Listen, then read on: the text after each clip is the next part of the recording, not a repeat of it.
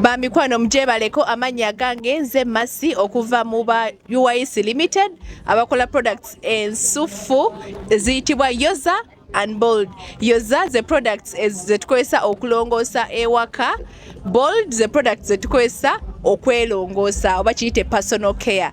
Tulina products ez'enjawulo nga tuzikolera wano mu Uganda naye tukozesa teknolojia omuzungu. Products zaffe ensufu bei layisi gyokyasinze okumanya wano mu Uganda naye ng'ate omutindo kiriya tukompitinga ggwanga lyonna.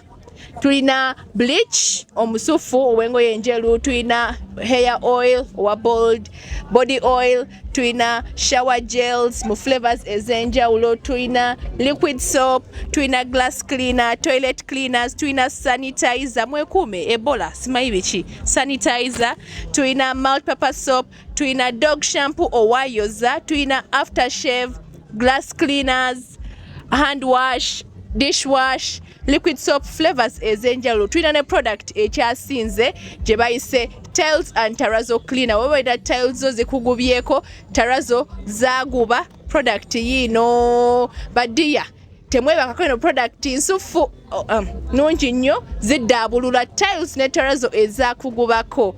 Nungi nnyo osobola ogisanga mu supermarket zonna mu Uganda. Ate nammwe abaagala okuyiga engeri gye tukolamu zino product tuyigiriza tuyigiriza bonna abaagala okukola. Oyinza nga njagala kuyiga glass cleaner, njagala kuyiga aftershave, njagala kuyiga bye bakola shower gel. Jangu tukuyigirize ku bbeeyi ensaamusaamu. Tetwagala abantu babeereko nga beetuddeko simanyi talina byakola. Jangu oyiga okukola bineene ebintu ku bbeeyi nsaamusaamu. Ennamba yaffe osobola otukubira ku namba 0779 39 2000 ne ku mikutu gye bayise social media osobola ku TikTok gotekamu Yoza and Bold Products, Instagram Yoza Products, Facebook Yoza Products.